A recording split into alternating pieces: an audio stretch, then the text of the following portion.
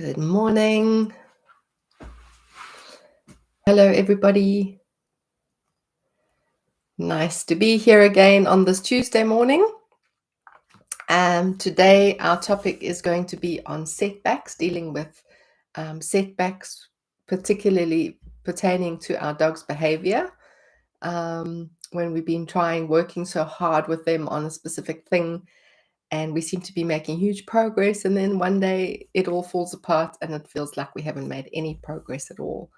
So that's what we're going to be talking about today. But first, while we're waiting for a couple of people to come in, I just want to refer to my oil of choice this week, which is grapefruit. A lovely, fresh, favorite oil of mine. I actually love a drop of it in my water, but that you can only use with really good quality oils. And it's great for decongestion, to purify, to cleanse, to do all of that. It's really great for that. But specifically due to our subject today, it's also really great for just to lighten, revive, make you feel good, and to give you new confidence, a little swing in your step again.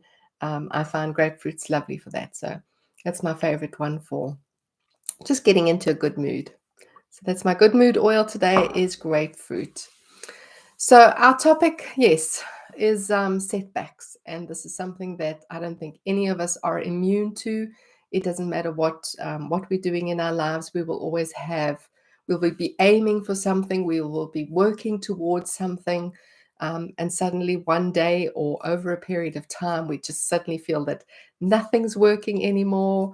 It's all uncomfortable. Nothing's going like we had, and all the progress we made is gone, and we can start to get into a real bad narrative about I don't have any other options, this is just out of the question, I'm exhausted, I've been trying so hard, I've put my everything into this, and now this is the result I get.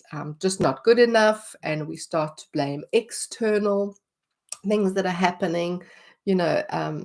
Why can't my dog just be normal? Why do the neighbors' dogs always have to be irritating us? Why does that person on my walk always have to confront me? We start to then, it starts to boil up inside, and then it starts to reflect outside in our outer world as well, that everything seems to be coming towards us and causing us this overwhelm, including, as I say, our dogs in our particular situation. So it's very real, and I bet everybody listening to this has had some kind of setback before. And it usually comes after quite a high. It usually comes after a period of making a lot of progress, where you're making big steps forward and things are really looking up, and you think, I've got this, we've finally nailed it, we finally got through what we were working with. And now, life is a breeze, and suddenly, a few weeks down the line, something happens and life is not such a breeze anymore. Why does this happen? Because, as I say, we're not immune. No one's immune to it. It happens to everybody. So I think first things first, we have to acknowledge that learning is a process. It doesn't happen in a linear thing. It doesn't happen just, okay, I've got this far and I just keep going up and up and up and up. It's always got little dips in it. And the reason there is, sometimes there's biological reasons for this learning process. And it's really, if you think about it, it's to get those neurons, those old pathways, which have been in our brain for a long time, old habits, old ways of doing things and being, are still there in our brain, and every now and then it sort of slips onto that old pathway. Let me just check that this one is not more comfortable, or if this is not the right one. And our brains say, no, we can do it another way, and it feels much better. And every time we do that, we're actually strengthening the new pathway. We're strengthening the new habits that we've made. And so if we look at it in a way of opportunities for resilience, because that's what it is, our brain is becoming more resilient and more flexible to this new pathway that we're setting. It can't happen without a little bit of resistance. We can't, when you build a muscle, for instance, what are you doing in the gym when you're building a muscle? You're actually putting resistance against it the whole time. And so it's building that muscle. And it's the same as what we're doing when we're building new habits, new ways of being, new ways of behaving and responding to things. It's a habit that we have to build and continuously build. So it may feel in the moment like we've made absolutely no progress, like everything's gone out the tube and down the drain, but it's not true. If you just stop for a second and think, we have made progress. We got from A to B in the first place, which means progress is possible and it has happened. I've seen it, I've witnessed it. So we have to remind ourselves, firstly, of that progress has not been lost. It's there. You could think about it, for instance, when you have a puppy and you teach them all these great little things, and they can sit and they can down and they can stay and they can do all these things and they can come to you, and suddenly they hit their teenagers and they're like, what? What was that? Who said?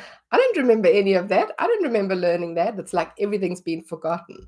And then a few months after that, once, things start to settle again and they start to reach adulthood and maturity, a lot of this comes back again. So we know that it's natural. It's a natural process of learning. Everything goes in ebbs and flows. And if we can look at it like that, if we can take a step back from that drama and just say, hang on a sec here, what's going on? Let's not look for things to blame. Let's not look for things that what went wrong, how did it go wrong, who's to blame, etc. Let's just look at it as part of a learning curve and an opportunity for us to practice that resilience muscle, to really say, okay, gosh, this is what we're doing. This is what behavior change is all about. It's becoming new resilient and forming new habits to do things in a different way. And so when we have these opportunities, instead of seeing them as negative, can we see them as positive? And that takes a lot of internal self-care for ourselves to do that. So again, the other part that I want to talk about is when we start to feel overwhelmed by things not going right, and we start to have all these negative self-talk and the narratives that come around this. What's generally happening again is because we're ourselves not feeling like we can cope generally. Because if we're in a good space and our dogs have a setback, it can seem a lot easier if we ourselves are feeling really upbeat and strong, and I can handle this and this is okay, and we'll get through this. I believe in us. I believe in everything. Let's go back to where we were. Let's remember our habits that we had really started establishing. Let's go back to those habits and make an effort again to get back on track. But if you're feeling overwhelmed with other things, perhaps you're not feeling well, perhaps there's other stresses in your life with family, friends, what's going on in the world around us, all of those compact on how we're feeling, and our bodies are saying, hey, this is a very stressful situation. And then your dog has a setback on top of that, and it's like, oh my word, it's almost like the last thing that tips you over into that state, that overall state of overwhelm and frustration. I can't deal with this anymore. So it's important to recognize ourselves. How are we feeling? Are we making sure that we're taking care of ourselves? Have we forgotten our own self-care practices? Are we taking the time out, to give ourselves the time and the energy that we need in order to support our dogs when they go through a setback? And as I said, it's perfectly normal. It's normal for everybody and everything. It could be something else going on for the dog. Maybe they're having a bad day. Maybe they're having a bad week. It is all of those things. But it's, as I said, the most important thing is about how we are responding to that. And I'm not saying that you shouldn't allow those emotions to happen. In fact, you should. When those feelings of overwhelm come up, when those feelings of frustration and anxiety and hopelessness come up in you, um, time to step back, time to take quiet time and let those come up. Let those feelings and emotions rise up in you. If it feels like you need to cry or shout or anything, it's time to do that. It's time to let those emotions come up. And then to say, okay, I recognize that these emotions are there. I recognize that this is part of my self-growth. Each time I have these things happen in my life, it's an opportunity for me to grow and to change and to remind myself of what's important in life. And it's an opportunity for me and my dog to work on our partnership, on the behavior changes that we are working towards together. So it's an opportunity. We can see it as that. We can certainly see it as a learning curve for us all, but certainly as a way to strengthen our muscle and to actually help us to the next level. It actually pushes us to the next level of progression after this. Each time we can get through that and build our resilience muscle, the better we're going to be going forward. Our next step of progress is going to actually be even higher than that. So it is a continual journey upwards, but it has its dips, and those dips are important. Those dips are part of the process. So I'm going to leave it there. I'm not going to, go into too much more. Let me just see if I've got anything else. If there's anybody here listening, I'd love to know, see your comments. Not sure if anybody's listening on the Facebook side of things. Possible. Yeah. So I see somebody is listening. There we go. Good. So Tina says, perfect for Sky, and I had a stressful dog encounter on Sunday, but she's okay again. Yeah. So Tina, I'll go back and I'll answer you in the Facebook group. But it's so real, people, and as I say, I know Tina's been making massive progress with Sky, and this is exactly why it seems like such a setback, because there's been progress, and everything seems great. And then suddenly we have these things that suddenly feel like they've all gone out the window, but they really aren't, and we have to find the positive in it. We have to find the reasons internally for it, not externally. It's not about that dog, it's not about that trail, it's not about everything else that was happening to us or to the dog or whatever. Those are part of it, but generally it's just the way they respond to it, remember. So you know okay, that was interesting. That was an interesting thing that happened. I wasn't expecting that. Again, we have these expectation levels because things have been going so well, and so our expectation level is up here, and now suddenly the expectation isn't met. And that feeling of an expectation not being met is, for us, it's a really big thing. It's a really big feeling of disappointment and frustration. Anytime, it doesn't matter what it is. If we have an expectation and that expectation's not met, it's a huge emotional turmoil for us. And we can look at it like that. We can look at it and say, wow, I had an expectation that my dog would behave in a certain way, and they didn't. They went back into their old habit, or they did something that I wasn't expecting. And it's that response to that unexpected, un, unmet expectation that we're actually dealing with. We had an expectation, wasn't met. Now I feel really bad about it. So consider it again. It's not about the dog, it's about how we respond to that situation. And there will be good days and bad days, and there will be times when our dogs can handle things and when they can't handle things, just the same as us. We have days when I feel I'm strong, I can handle anything, and other days when I know, this is going to be a tough day for me. I'm not sure if I can handle any extra stress.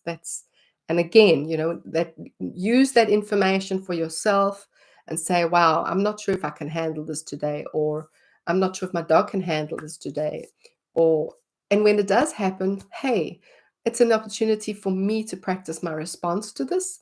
It's an opportunity for me to say, okay, what habits were we in before that were working really well for us that I might not have been paying much attention to anymore? Because this can also happen when we are, we're getting into good habits. Let's say with an eating pattern, for instance, we're getting into a really good habit about, eating healthy food and getting up and doing exercise and doing whatever. And so we keep going on and we keep feeling good about it. And then we kind of miss one day, and then we miss an odd day here and there. And then soon that goes off, but you're pretty much in a better way than you were before. So you're still eating better, not quite as well as you want to, but the pattern's there. And then you don't put that same kind of effort and motivation and intention into it like you did at the beginning. And then that, that slowly starts to sort of come back at you like more and more and more. So remember those good habits that you put in right at the beginning in place. Where were you having really success at putting in good habits together with your dog, for instance? Go back to that place and make sure, were we getting enough sleep, were we getting enough downtime, were we getting enough connection time, all of those things. Am I giving myself that time that I need? Or am I just being too busy doing everything, and I'm not giving myself self time, me time, and self care? So perhaps that's some of the things to think about. Not saying that it's easy, guys. I'm not saying that setbacks are not easy. They are tough to deal with. But if we can try to just, as I say, let it come up, let that emotion go through you, and then look at it as and say, right, what can I do to move forward? This is really an opportunity for me to flex my muscle. I can respond to this in a completely different way. I don't have to make it into everybody else's problem. It's just the way I'm responding to what's happening. Okay, everyone, thank you for joining, and look forward to seeing you next Tuesday. I may or may not make it next Tuesday because I'm going on holiday. We're taking our first camper trip this weekend from Thursday to Monday, and we're coming back Monday night. So if I'm really tired on Tuesday morning, I possibly won't be doing the live chat. But in the meantime, have a wonderful time. Oh, and I've got my Triggered to Transformed workshop starting on Monday. So any last shout outs, this is your last chance to get on board. We're going to be doing stuff like this in there, like mindset stuff, how to deal with things, how to support ourselves and our dogs from a mental and integrated sort of brain body way. So if you're interested in that, please don't forget to hop on to the workshop. Bookings will be open until the end of this week, till Friday, and then we start on Monday. So reach out to me if you don't have the link for that already. All right, everyone, go out and have a wonderful Tuesday, a wonderful week ahead. And I would love to hear your comments and if you have any questions about this, just post this under here in the YouTube video or in the Facebook video, and I'll get back to you. Have a wonderful day. Bye-bye now.